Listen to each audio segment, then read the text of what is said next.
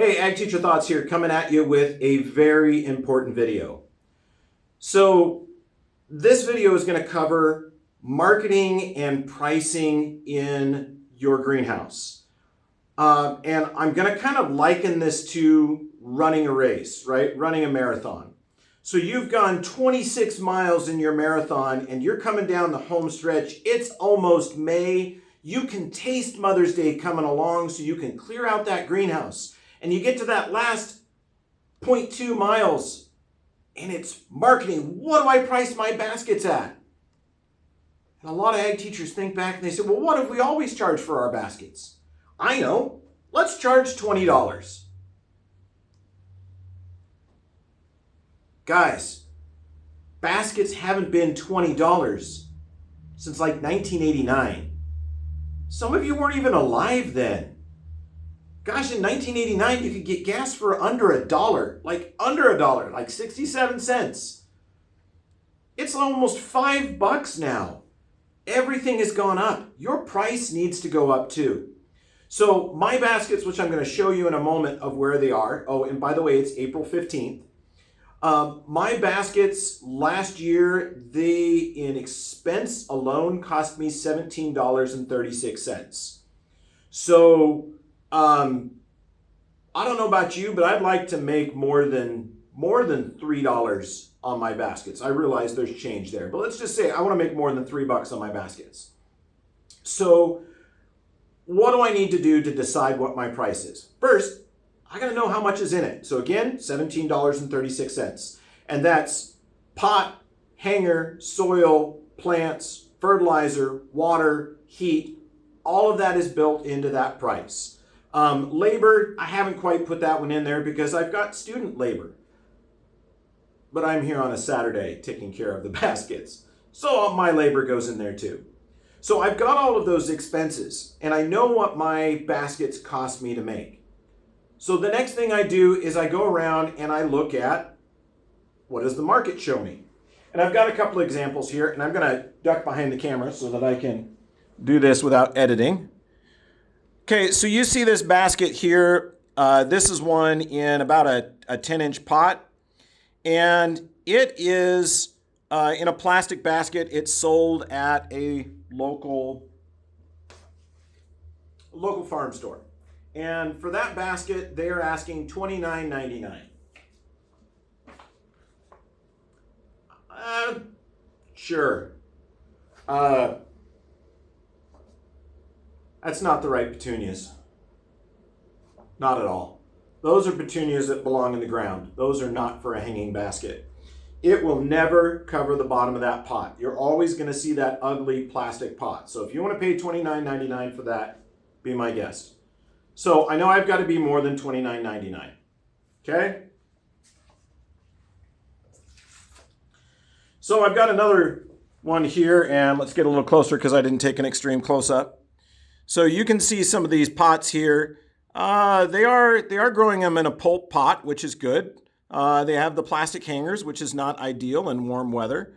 But you can see there that also those plants,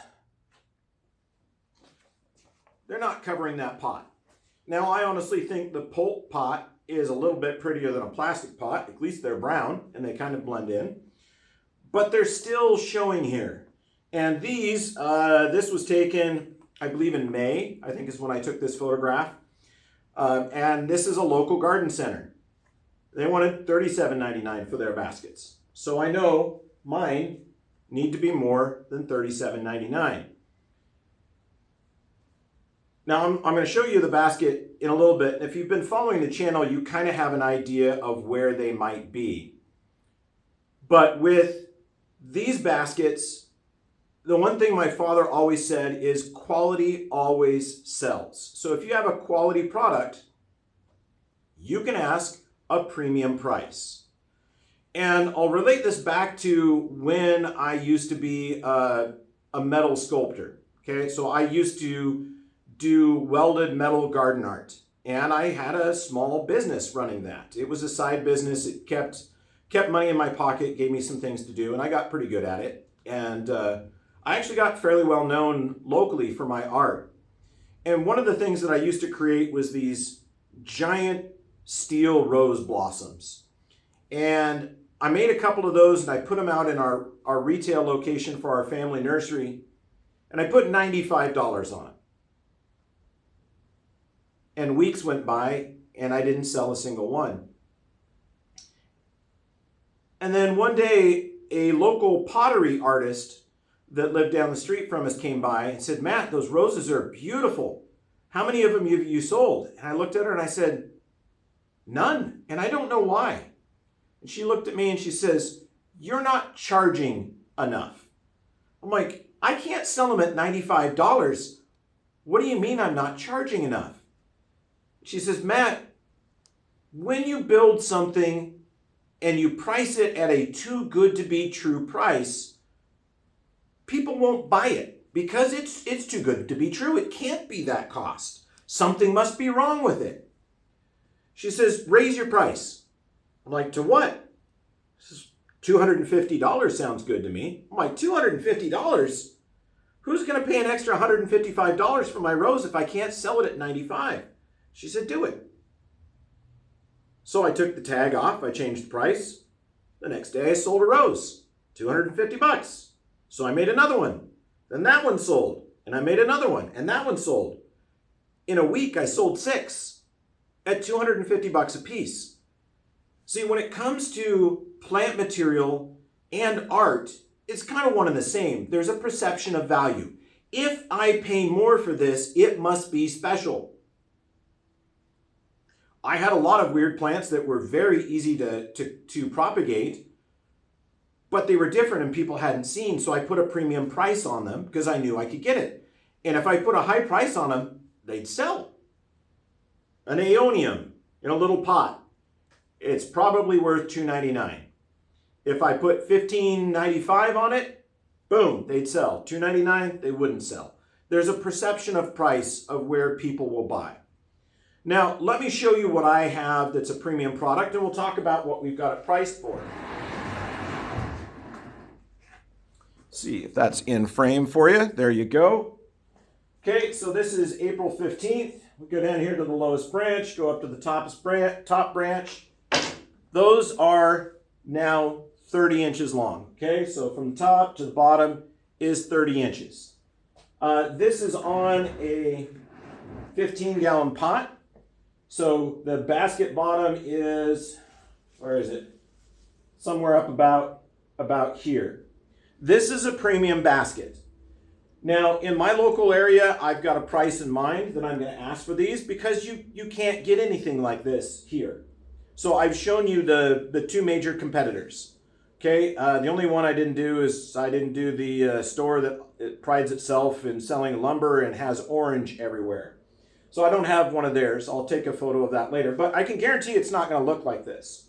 So I know that baskets sell for $29.99 and they sell for $37.99. My basket right here, I'm asking $50. Okay? $50 for this basket. Could I get more in a different area? Yes. I know in some areas, there was one teacher I talked about that lived in a more ritzy area, and she was saying that baskets like mine were selling for over $125. Could we do that? Yeah. Are we going to sell those in this area? No. No, they probably won't. So in my area, I could probably pull from about 75,000 people between the 3 large communities that are around here. And I don't think I have enough people that I could ask over $100 for my baskets, but I can guarantee you they'll sell for $50. And honestly, with the price that everything has got to, as far as the price for fuel, these hangers, oh my gosh, the hangers themselves are almost like $4. The pot was several dollars. The cuttings have gone up. I actually drove 800 miles round trip just to pick up my plant material. So there's a lot of cost in here. And it's also a premium product, okay? Most people will never, by the end of the season, see their baskets this long or this big. But again, this is the right plants. You know, if you dangle this down here all the way down, oh, this one actually goes to 40 inches, or did at one point in time. This basket will actually be 4 to 5 feet long by the end of the summer. And this again is April 15th, and this is where we're at. So if you start to develop a premium product, the lesson of this whole thing is ask a premium price. Okay, in this case, we're going to go with 50 bucks. In the future, will they go up? Most likely, right? As my costs go up, I've got to pass those costs on. That's just how capitalism works. And it's really about setting your price. So those of you out there that are struggling to set a price, go shop around, look and see what others are pricing, look at your product compared to their product, and place it accordingly. But don't sell yourself short. I'm losing money if I sell this for $20. Okay, so this is a $50 basket all day long. And when my family had a farmer's market booth, we were in Beaverton, Oregon, and it's economically, you'd say it was an upper class area. And we would sell these for actually $47.99. And that was a number of years ago. We haven't been to the farmer's market in a long time. But at $47.99, we'd usually sell out with 2 truckloads. So we might take 125, 150 baskets, and we would sell out of those easily within an hour and 15 minutes. So they would go fairly quickly. Maybe it was 100 baskets. I can't remember how many we fit in the truck. But we had 2 Frito-Lay size, Curbmaster delivery trucks, and we would sell out of those in an hour and 15 minutes. On a bad day, it might take us 2 hours. But when you've got that quality product and you've got a market that can handle it, ask your premium price and you're going to get it. Okay, so if you have other thoughts, you can drop me a line. You can swing a comment down there. And again, hey, ask your price, set it, make sure you're making money. Ag Teacher Thoughts out.